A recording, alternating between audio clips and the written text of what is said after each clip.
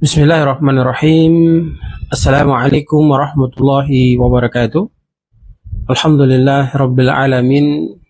Wassalatu wassalamu ala asrafil anbiya wal mursalin nabina wa maulana Muhammad sallallahu alaihi wasallam wa ala alihi wa sahbihi wa man tabi'u bi ihsanin ila yaumiddin, amma ba'd. Hadirin kaum muslimin muslimat, ayah bunda, tuan-puan, abang kakak yang sama dirahmati dan insyaallah dimuliakan oleh Allah Subhanahu wa taala. Segala puji bagi Allah Subhanahu wa taala, Rabb seluruh sekalian alam, yang telah begitu banyak menganugerahkan nikmat kepada kita, sehingga nikmat-nikmat itu membuat kita semakin kuat keimanan kita kepada Allah Subhanahu wa taala. Tentunya ada harapan agar kita selalu senantiasa mampu menjaga kualitas ibadah kita kepada Allah dan mampu juga menghindarkan diri kita daripada perkara-perkara yang diharamkan oleh Allah Subhanahu wa taala. Di dalam Quran surat Al-Baqarah ayat 155 sampai 157, lantas Allah berfirman mengingatkan kita, A'udzu billahi minasyaitonir rajim, wa lanabluwannakum bisyai'in minal khaufi wal ju' wa naqsim minal amwali wal anfusi wath thamarat wa bassiris sabirin alladzina idza asabathum musibah qalu inna lillahi wa inna ilaihi raji'un ulaika alaihim salawatun min rabbihim wa rahmah wa ulaika humul muhtadun. Ayat ini memberikan gambaran kepada kita terkait dengan kehidupan yang kita alami.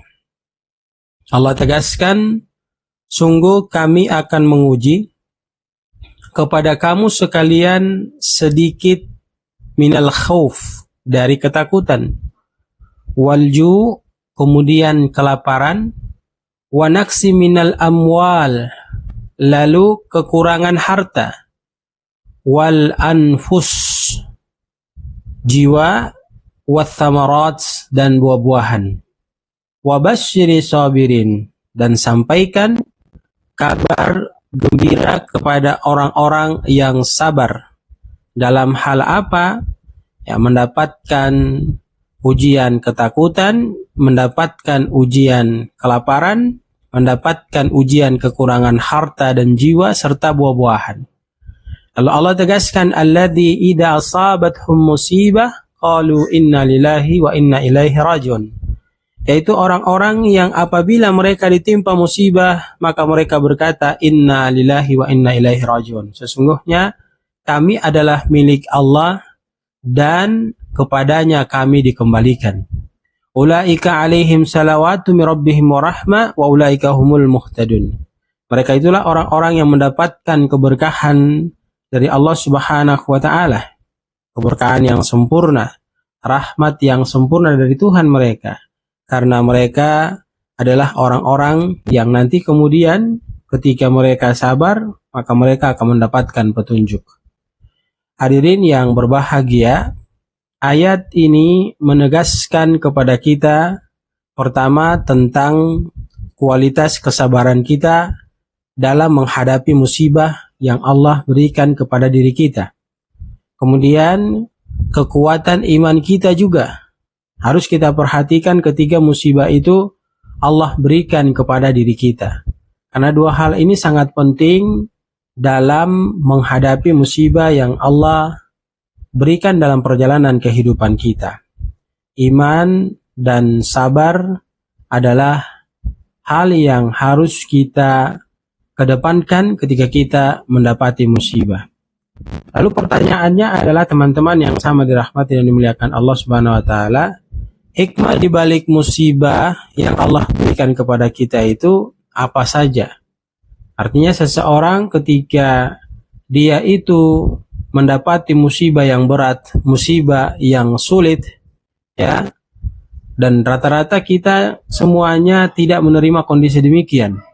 Tapi kalau mereka yang mampu menerima kondisi demikian dengan baik, dengan selalu berprasangka baik kepada Allah Subhanahu wa taala, maka hal yang mereka dapatkan dari hikmah di balik Allah Subhanahu wa taala memberikan musibah kepada mereka, yang pertama tentu mereka akan mendapatkan penghapusan dosa-dosa mereka, ya.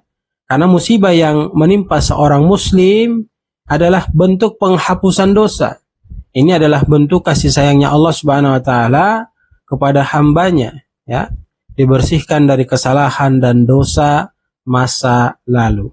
Sebagaimana hadis dari Nabi Shallallahu Alaihi Wasallam yang menyampaikan kepada kita, ma yusibul muslim min nasabin wala wasabin wala hammin wala huznin wala adan wala ghammin hatta syauqati yushaquha illa kafarallahu bihi min khatayahu.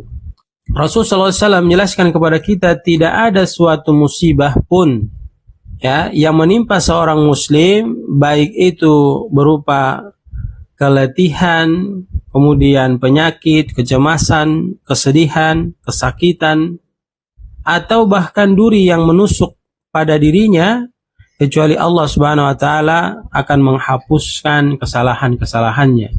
Ini hadis riwayat Bukhari dan Muslim. Jadi kalau kita pahami dengan baik hikmah di balik musibah itu, maka kita akan mendapatkan penghapusan dosa dari Allah Subhanahu wa taala. Kemudian yang kedua, jemaah yang sama dirahmati dan dimuliakan Allah, menguji kesabaran dan keimanan kita.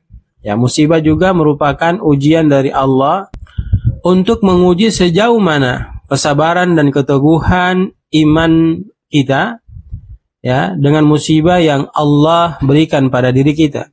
Sebab Allah menguji apakah hambanya tersebut tetap sabar, bersyukur dan bertawakal kepada Allah apa tidak.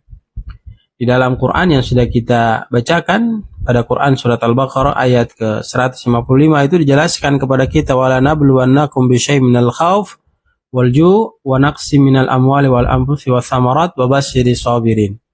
Jadi cobaan itu pasti akan diberikan. Ketakutan, kemudian kelaparan, ya, kekurangan harta, kekurangan jiwa, kekurangan buah-buahan. Maka siapa yang sabar di antara kita, tentu dia akan mendapatkan kebahagiaan yang sempurna dari Allah Subhanahu wa taala. Lalu hikmah yang tiga, orang yang sabar dalam menghadapi ujian akan mengangkat derajatnya di sisi Allah Subhanahu wa taala. Sebab musibah dapat menjadi jalan bagi seseorang hamba untuk mendapatkan kedudukan yang jauh lebih tinggi, ya, di sisi Allah Subhanahu wa taala. Karena sabar menerima dan ridho terhadap musibah itu memberikan derajat seseorang bisa diangkat di hadapan Allah Subhanahu wa taala. Lalu hikmah berikutnya adalah mengajarkan kepada kita untuk bertawakal. Sebab musibah juga mengingatkan kita bahwa segala sesuatu di dunia ini adalah milik Allah. Hal ini mengajarkan tawakal. Artinya bersandar sepenuhnya kepada Allah dan memperkuat keyakinan bahwa Allah yang mengatur segala urusan kita. Lalu hikmah berikutnya dalam musibah yang kita dapati adalah melatih kesabaran. Ya, kesabaran merupakan salah satu amalan yang memiliki keutamaan besar dalam Islam. Dengan adanya musibah, maka seseorang dilatih untuk bersabar dan menahan diri. Pada akhirnya akan membawa kebaikan dunia maupun akhirat. Lalu hikmah berikutnya didapatkan adalah memperbaiki diri. Sebab musibah seringkali menjadi pengingat bagi kita semua untuk introspeksi diri kita. Ini adalah waktu untuk merenungkan kehidupan kita, bertaubat dari kesalahan yang sudah kita lakukan, kemudian kita coba memperbaiki amal-amal kebaikan kita.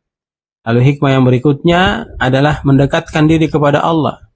Sebab musibah adalah merupakan sarana bagi kita semakin mendekatkan diri kita kepada Allah.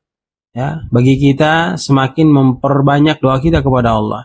Bagi kita agar semakin banyak berzikir, beribadah kepada Allah. Lalu hikmah yang berikutnya menyadari keterbatasan manusia.